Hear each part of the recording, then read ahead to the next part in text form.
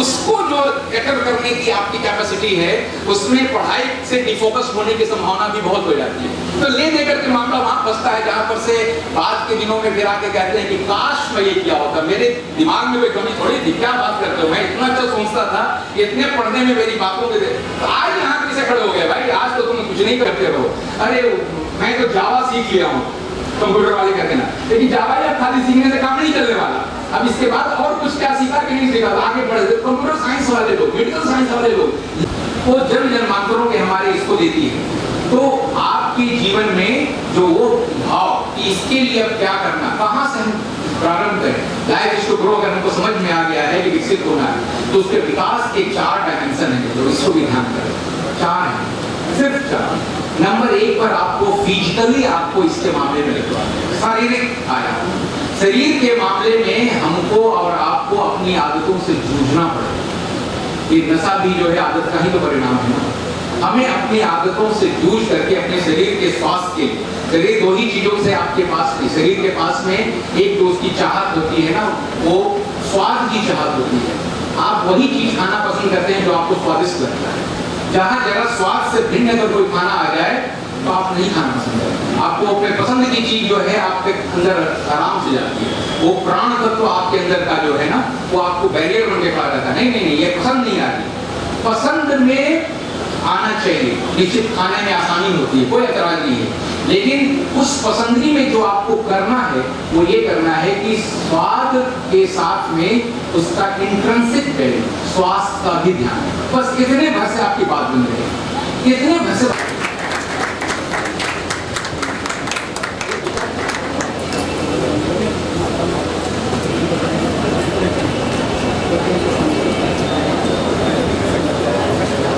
विशेष हर्ष का विषय है हमारे जनपद के लिए और हमारे स्थानीय सहयोगी सहयोग करें।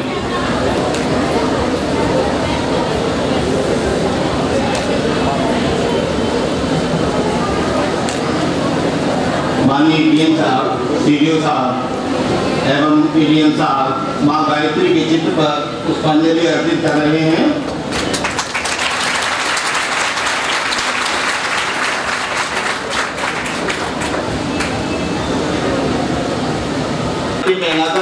हमारे अतिथियों का स्वागत करें। ओम स्वस्ति न इंद्रो वृद्धश्रवाः, स्वस्ति नः पूषा विश्ववेदाः, स्वस्ति नस्तार्क्ष्यो तिलक लगाकर ओम मंगलम भगवान विष्णु मंगलम गरुड़ध्वज मंगलम पुंडरीकाक्ष मंगलाय तनो हरि। गुरुदेव का साहित्य देव संस्कृति विश्वविद्यालय द्वारा हमारे आदरणीय अतिथियों को दान किया। सिद्धि द्वारा जो प्रवचन जिसमें बच्चे विद्यार्थी बहुत तन्मयता से ध्यानपूर्वक से सुन रहे थे, कृपया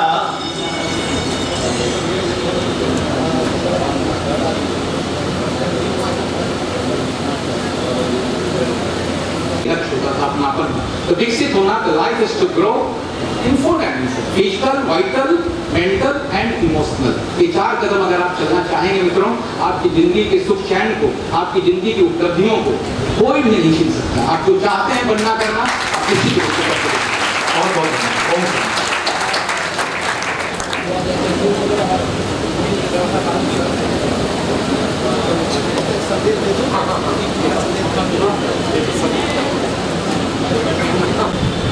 आज के युवा जागृत अभियान के अवसर पर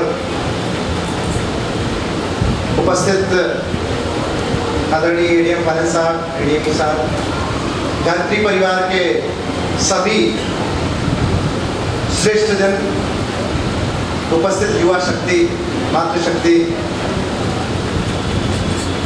पहले तो क्षमा चाहते हैं हम लोग विलंब से आए क्योंकि और कई प्रोग्रामों में जाना है, लेकिन हम कुछ बोलेंगे तो प्रलाप ही कहा जाएगा। जो विद्वत जन आपके बीच में बात कर रहे हैं, शायद उनकी भाषा, उनकी वाणी कई चीज़ों का निचोड़ है, रस है। शहद, अभी मधुमक्खी की बात हो रही थी, वो शहद है। हम तो उस वेद की व्याख्या करते हैं, उस ऋग्वेद में जिसमें लिखा था बहुत पहले 4500 वर्ष पूर्व। आनो भद्रा कृतो यंतु विश्वतः, विश्व के सुंदरतम विचार हमारे पास आए। हम विदाउट प्रेजुडिस, बिना किसी पूर्वग्रह के अलग अलग विचार, अच्छे सुंदरतम विचार, लेकिन हाँ सुंदरतम हो, उन सुंदरतम विचारों के हम ग्राही रहे हैं। और वही सुंदरतम विचार यत्र तत्र सर्वत्र फैले हुए हैं, उनको समेकित गायत्री परिवार जैसे समेकित करता है। और जब हमारे पास सुंदरतम विचार आते हैं तो हम पहल करते हैं। युवा शक्ति हमारे अंदर जो जितनी गति होती है, एक नदी में प्रवाह होता है, जब गंगा गंगोत्री से चलती है तो प्रवाह कितने भयंकर होता है।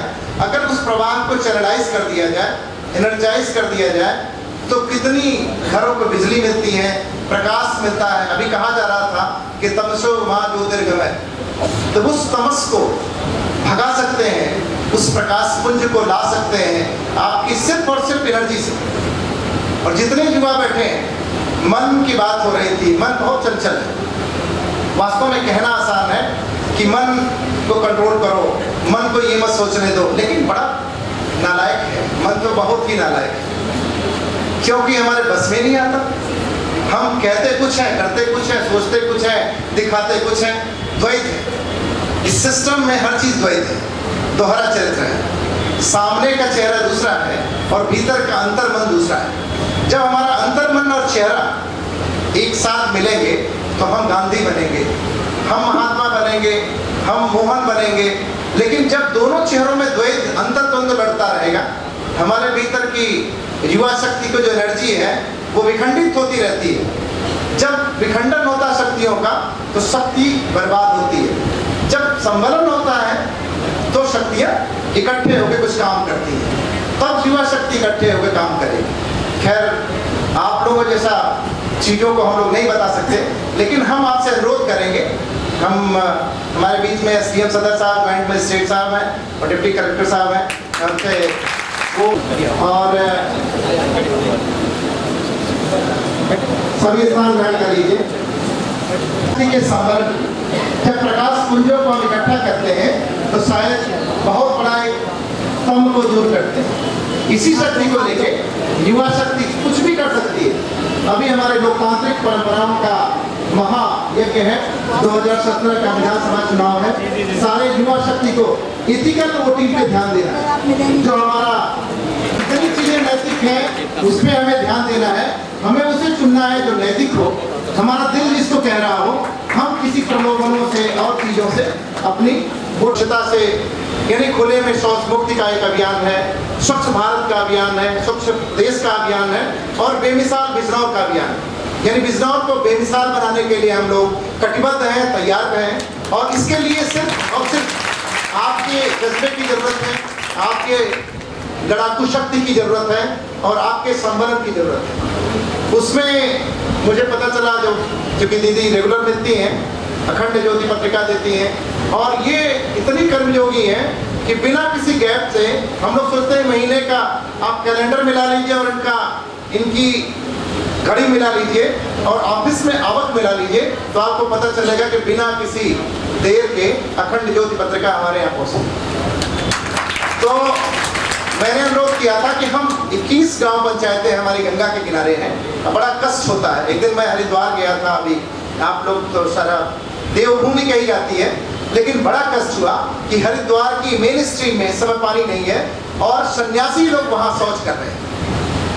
हमें कितनी बड़ी विद्रूपता है।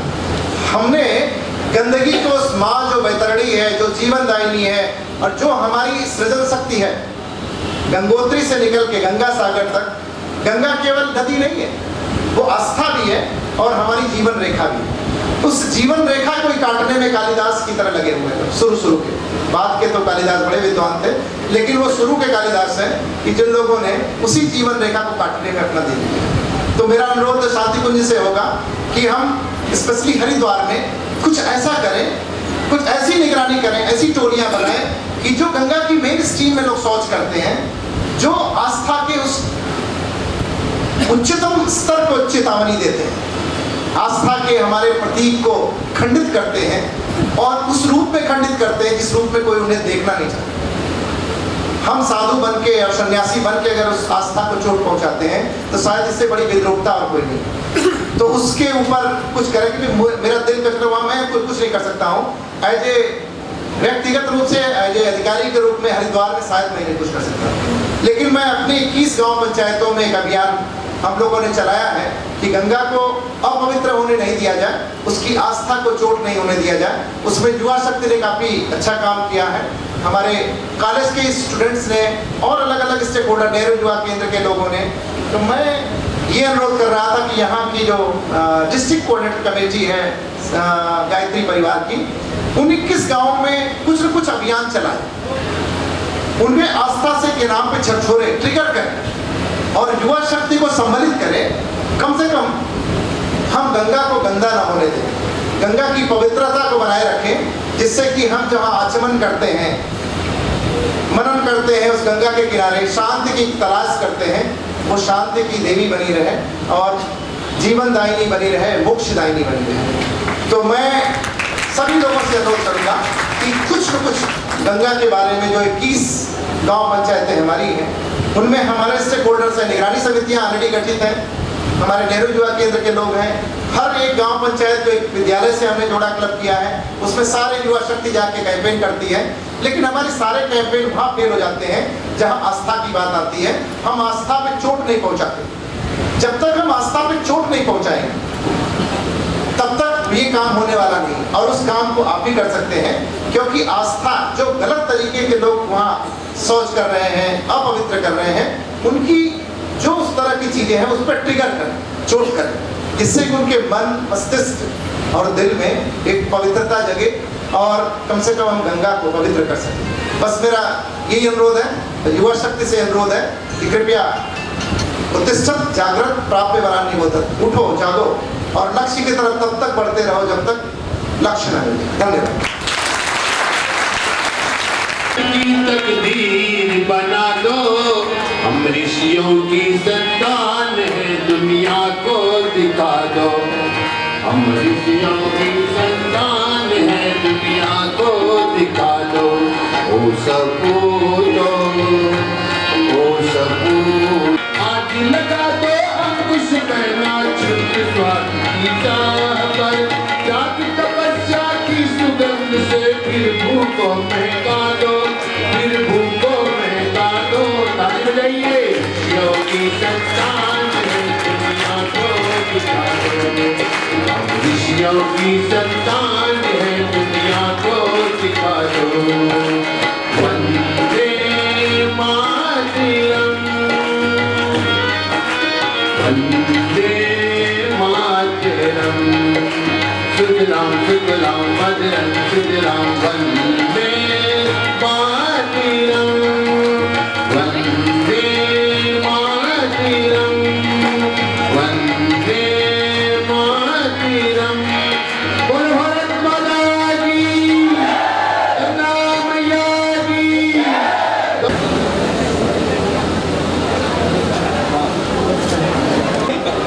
मैं निवेदन करूंगा कि वो पुष्पांजलि द्वारा मां गायत्री के चित्र पर पुष्पांजलि करें। आदरणीय डीएम साहब। विश्ववेदाः स्वस्ति नस्तार्क्ष्यो अरिष्टनेमिः।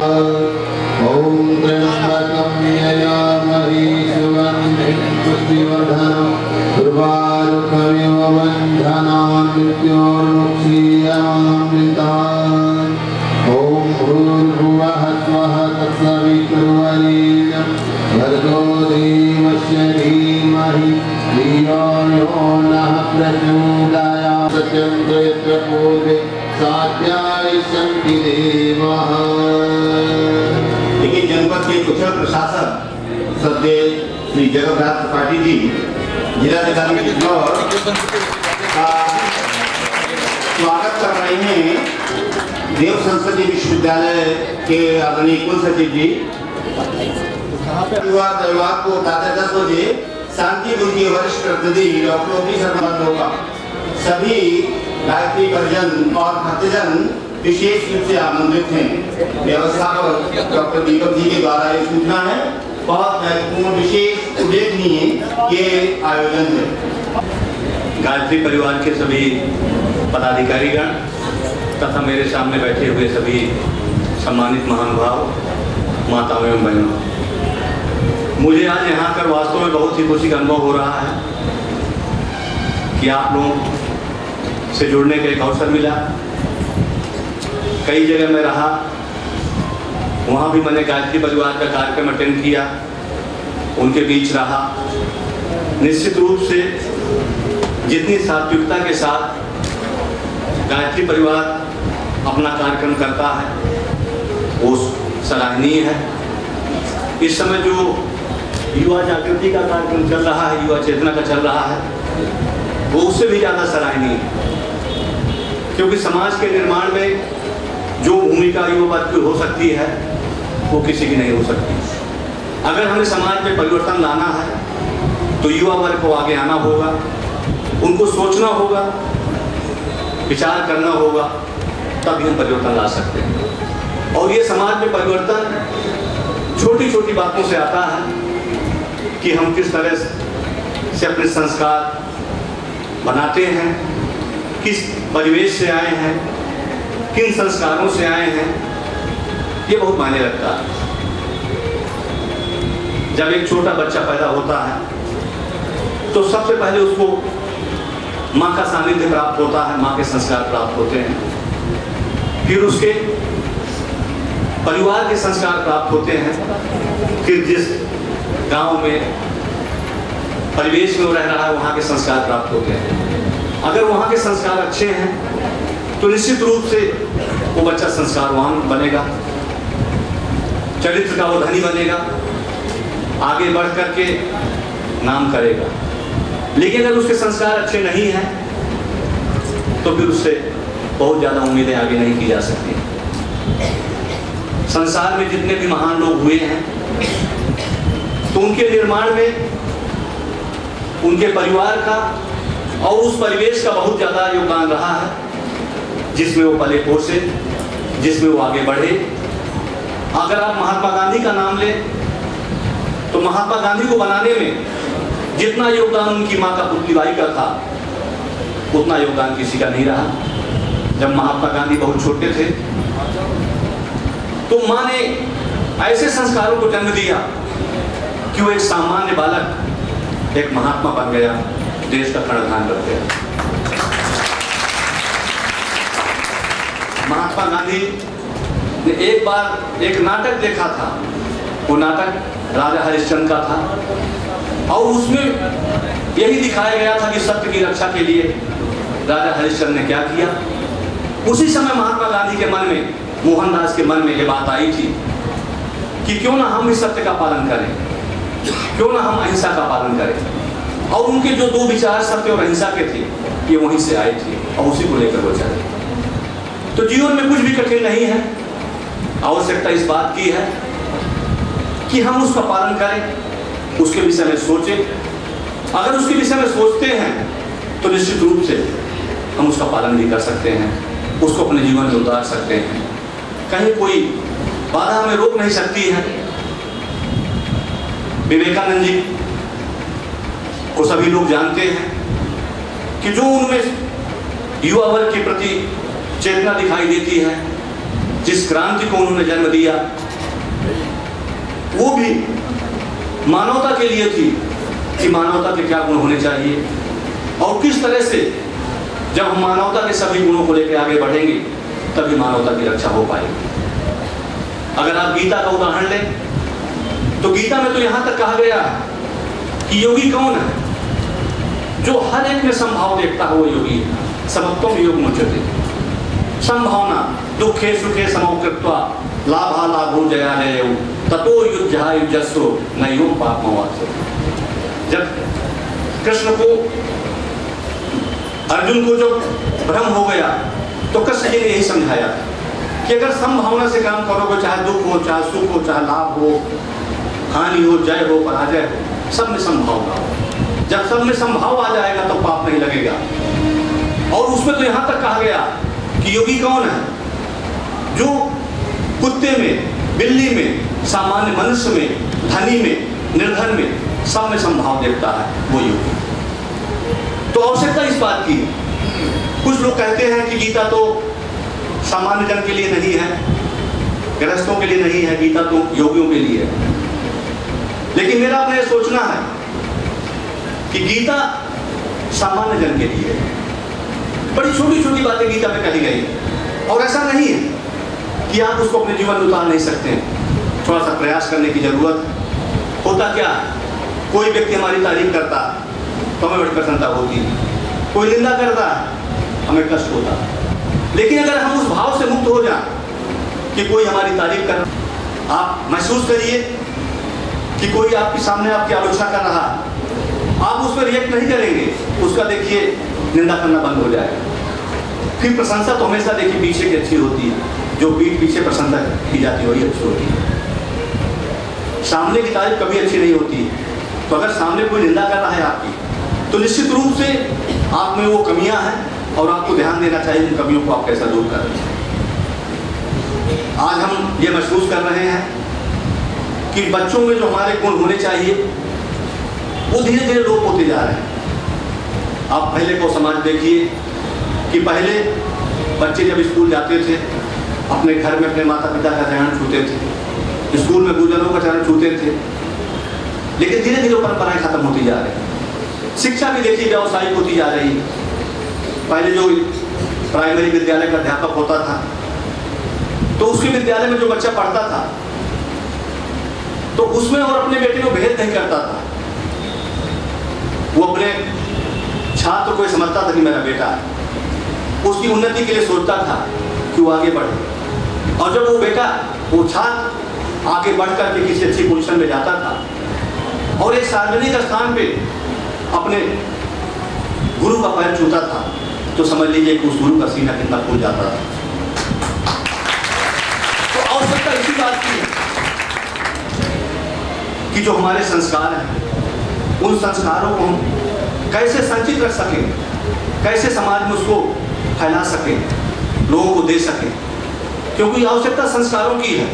आप कितना भी आगे बढ़ जाए, कितना भी पैसा हो जाए, धन दौलत हो जाए, आपको पद मिल जाए, लेकिन अगर संस्कार नहीं है तो कुछ भी नहीं। समाज आज भी देखिए उन्हीं लोगों की इज्जत करता जो संस्कारवान है और जिनमें गुण हैं, जो अच्छा काम करते हैं। आप कहीं भी जाइए, तमाम अच्छे अच्छे पदों पर लोग बैठे होते हैं। आप अगर किसी दफ्तर में जाएं, वहाँ 25 लोगों का नाम लिखा हुआ है, तो आपकी उंगली चली जाती है कि देखिए साहब इसमें 22 नंबर में जो अधिकारी थे उसने बहुत अच्छा काम किया।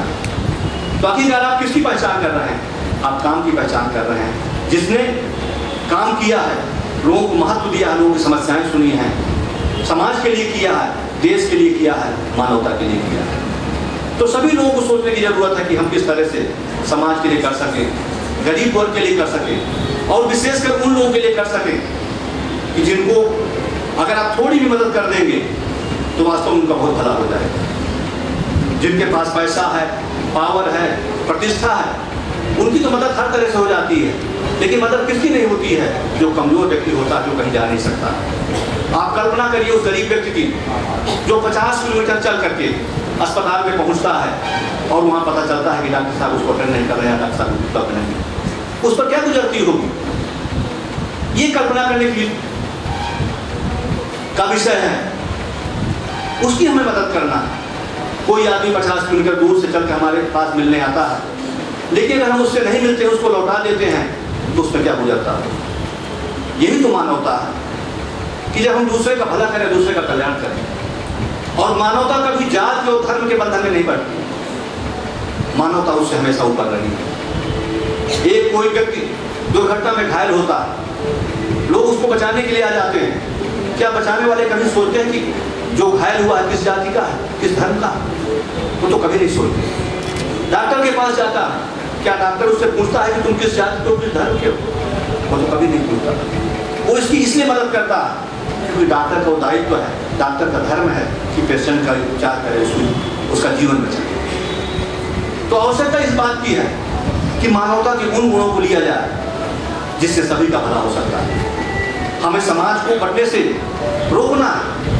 तमाम लोग होते हैं जो समाज को बांटने का काम करते हैं। हमें तो समाज को जोड़ने का काम करना है। और जो जोड़ने का काम करता है सबसे बड़ा धर्म वही है। और आप किसी भी धर्म के आप मूल में ले लीजिए, हर एक के धर्म में विश्व बंधुत्व की बात कही गई। हमारी जो हिंदू संस्कृति में कहा गया बस वही कुटुंब, हमारा परिवार तो पूरी वसुधा है, पूरी पृथ्वी हमारा परिवार है। तो हमें इस परिवार को व्यापक करना है और जितना बड़ा रूप हम परिवार को देंगे उतना पसंद है। जब आप देखिए दूसरे की मदद करते हैं तो कोई दूसरा आपको रिकॉग्नाइज करे या ना करे, लेकिन आपकी अंतरात्मा आपको रिकॉग्नाइज करती है, ऊपर वाला आपको रिकॉग्नाइज करता है कि आज आपने दूसरे की मदद किया। और देखिए ये गुण ऐसे होते हैं कि एक्युमुलेट होते हैं, संचित होते हैं। जैसे आपने भी सुना होगा संचित कर्म होते हैं। संचित कर्म क्या है कि आपने पूर्व जन्म में अच्छे काम किए तो एक्युमुलेट हो गए, संचित हो गए। जब संचित हो गए तो उसका फल आज आपको मिल रहा है। लेकिन संचित कर्म तो इस जन्म में भी हो रहे हैं। अगर आप अच्छा काम करेंगे तो निश्चित रूप से अच्छा काम आपकी हेल्प में आए, कहीं ना कहीं आपकी मदद करेंगे। कई बार ऐसा होता है कि आपकी मदद ऐसा व्यक्ति करता है कि आप सोच भी नहीं सकते कि वो आपकी मदद करेगा, लेकिन वो आपकी मदद करता है, जबकि आप उसके लिए कुछ भी नहीं कर सकते। तो इसलिए हमेशा आप जब मदद करेंगे तभी दूसरी आपकी मदद करेगा और ऑटोमेटिकली मदद होगी, क्योंकि ईश्वर तो सबको सुनने वाला, वो सब हर एक का हिसाब रखने वाला कि कौन क्या कर रहा है। किसी को जल्दी निर्णय मिलता है, किसी को विलंब से निर्णय मिलता है, लेकिन निर्णय मिलता सभी को। कई बार लोग सोचते हैं कि देखिए साहब फला व्यक्ति तो बहुत पाप कर्म कर रहा है लेकिन बहुत फल फूल रहा है, उसी के बगल में कोई व्यक्ति है वो बहुत अच्छे काम कर रहा है, सात्विक है, धार्मिक है, लेकिन वो परेशान रहता है। तो हो सकता है उस समय परेशान रह रहा हो, लेकिन देर में उस निर्णय होना है, न्याय होना है। निश्चित रूप से ईश्वर सबके साथ न्याय करेगा। इसलिए मेरा आप लोगों से यही कहना है कि जितना भी हम लोग कर सकें हम लोग अच्छे कर्म करना चाहिए, दूसरे की मदद करना चाहिए। परोपकाराय सदाम विभूतयः। अच्छे लोगों का जो जन्म है क्यों हुआ है? परोपकार के लिए हुआ। तो अच्छे तो सभी बन सकते हैं, समाज में सभी अच्छे हैं। मैं तो ये मानता हूं कि 99% लोग अच्छे होते हैं, 1 या 2% खराब होते हैं। और जब अच्छे लोग हैं समाज में तभी समाज चल रहा है। क्या आप सोचते हैं इतना बड़ा शहर है, ये तो छोटा शहर है, बड़े बड़े शहर हैं जहाँ की पॉपुलेशन